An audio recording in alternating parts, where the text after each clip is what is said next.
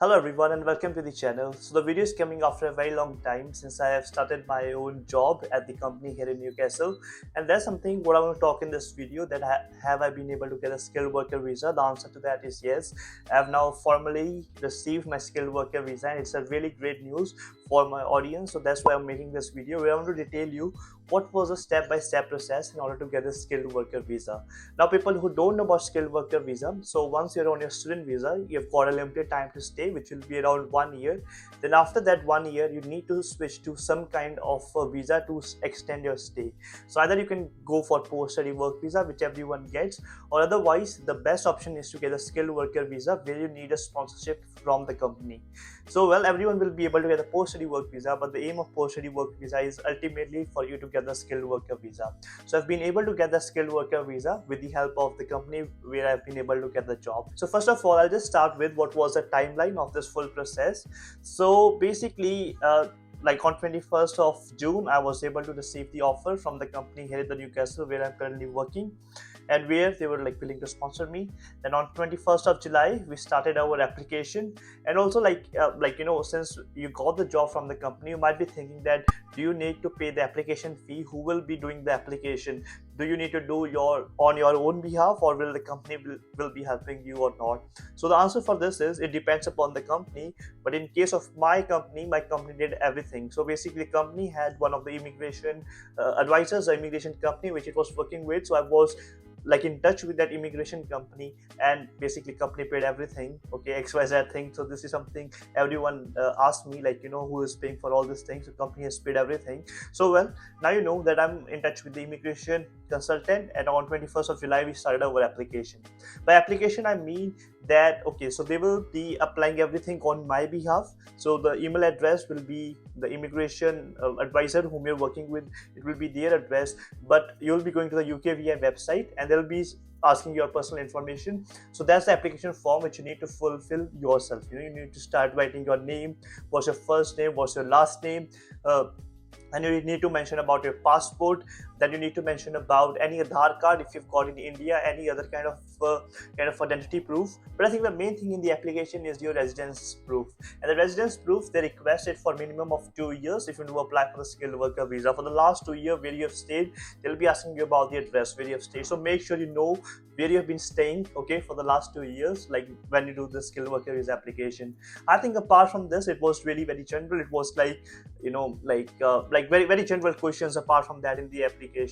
But like these will be the main information that will be asked in the application. So we started with this application, and basically by 8th of August, so it took us some of a time to do all of these things. And by 8th of August we submitted our application.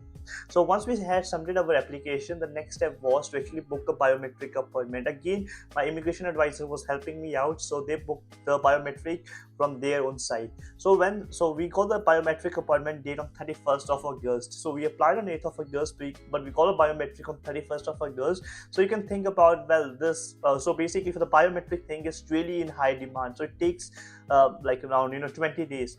But I assume, I don't know, but like you can check online, you can check on the website that is there any chance to get this biometric appointment early, like if you can pay extra and you get the biometric appointment early. So you need to check that out. But in my case, I got my biometric on 31st of August. So well, I got the biometric, and basically my biometric appointment was at Newcastle City Library. So I went there, and actually the staff was very very helpful. So the UKVI works in collaboration with Sopra Stetia.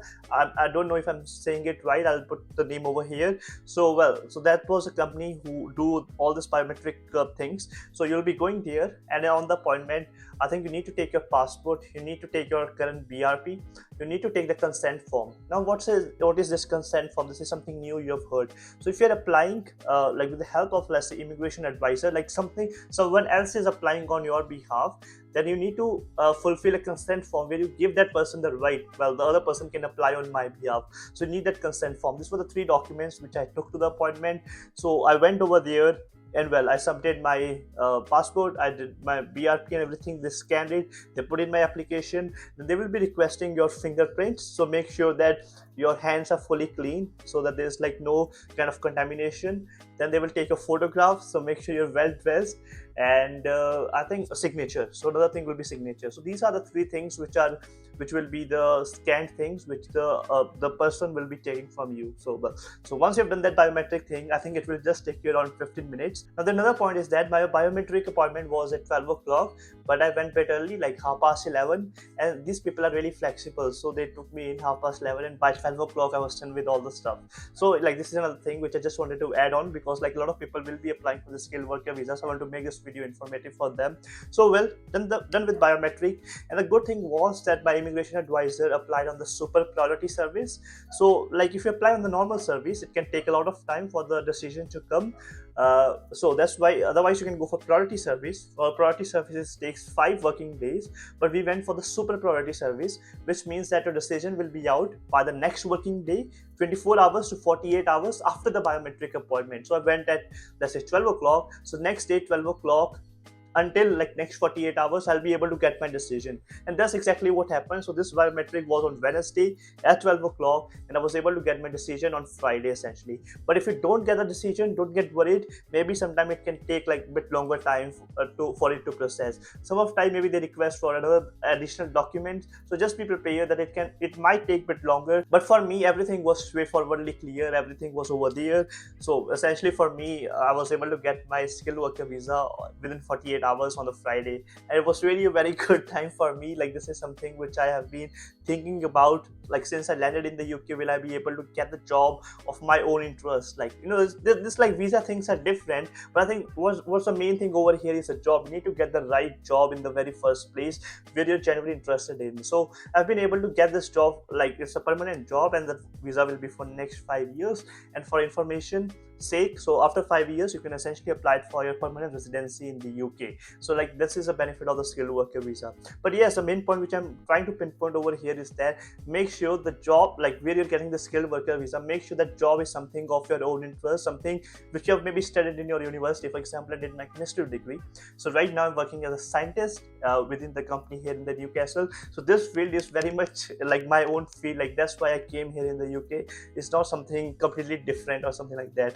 This is something which I'm really passionate about, the role which I'm currently working in.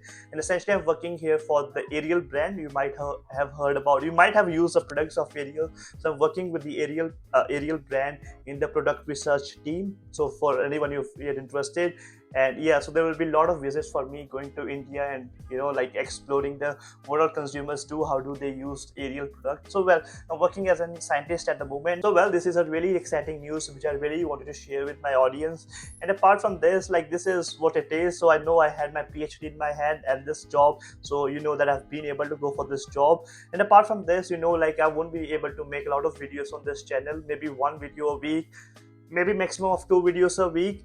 But like if you want to ever get in touch with me, I do one-to-one consultations, so make sure you can book a time slot. It's really in high demand at the moment, so make sure if you've got any doubts, you book that one-to-one call. Because if you come to my Instagram DMs, I don't reply to any Instagram DMs. It's been last 4 or 5 months. I have never replied to any Instagram DMs, you know, because I'm like there's too many of things going on in my personal life itself. So make sure to use that one-to-one call service.